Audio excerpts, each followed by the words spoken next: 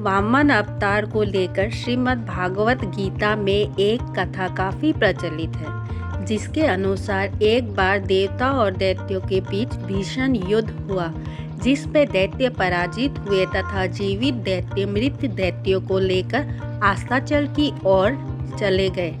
दैत्यराज बलि इंद्र वज्र से मृत्यु को प्राप्त हो गए। तब दैत्यराज गुरु ने अपनी मृत संजीवनी विद्या से दैत्यराज बलि को जीवित कर दिया, साथ ही अन्य दैत्यों को भी जीवित और स्वस्थ कर दिया। इसके बाद गुरु शुक्राचार्य ने राजा बलि के लिए एक यज्ञ का आयोजन किया और अग्नि से एक दिव्य बाण और कवच प्राप्त किया। दिव्य बाण की प्राप्ति के बाद राजा बलि स्वर्ग लोक पर एक बार फिर आक्रमण करने के लिए चल दिए। असुर सेना को आते हुए देख इंद्रराज समझ गए कि इस बार देवतागण असुरों का सामना नहीं कर पाएंगे। ऐसे में देवराज इंद्र सभी देवताओं के साथ स्वर्ग छोड़ के चले गए। परिणाम स्वरूप स्वर्ग पर राजा बलि का आधिपत्य स्थापित हो गया और दैत्य गुरु शुक्राचार्य ने राजा बलि के स्वर्ग पर अचल राज के लिए अश्वमेघ यज्ञ का आयोजन करवाया। देवराज इंद्र को राजा बलि की इस इच्छा के बारे में पहले से ही ज्ञात था और यह भी पता था कि यदि राजा बलि का यज्ञ पूरा हो गया तो दैत्य को स्वर्ग से कोई नहीं निकाल सकता। ऐसे में सभी देवी देवता काफी चिंतित हो गए और श्री हरि भगवान विष्णु के शरण में जा पहुँचे।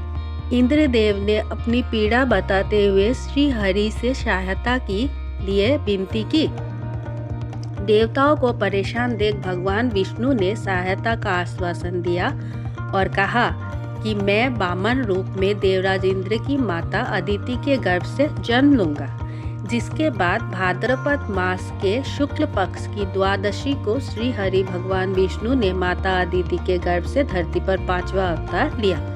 उनके ब्रह्मचारी रूप को देखकर सभी ऋषि मुनि व देवी देवता प्रसन्न हो गए तथा सभी ऋषि मुनियों ने अपना आशीर्वाद दिया और वामन एक पौने ब्राह्मण का वेश धारण कर राजा बलि के पास जा पहुँचे।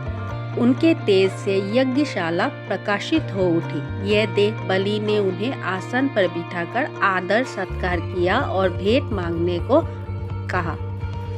इसे सुन वामन ने अपने रहने के लिए 3 पग भूमि का आग्रह किया।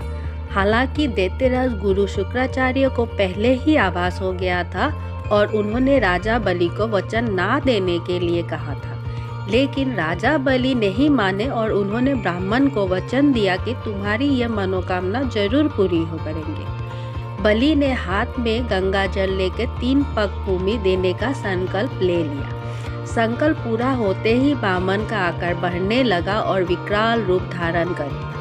उन्होंने एक पग में पृथ्वी, दूसरे पग में स्वर्ग तथा तीसरे पग में दैत्यराज बलि ने अपना मस्तक प्रभु के चरणों के आगे रख दिया। अपना सब कुछ गवा चुके बलि को अपने वचन से ना हटते देख भगवान प्रसन्न हो गए और उन्होंने दैत्यराज को पाताल का अधिपति बना दिया। धन्यवाद। धन्यवाद आप सबको। मेरा ये चैनल सब्सक्राइब जरूर करें।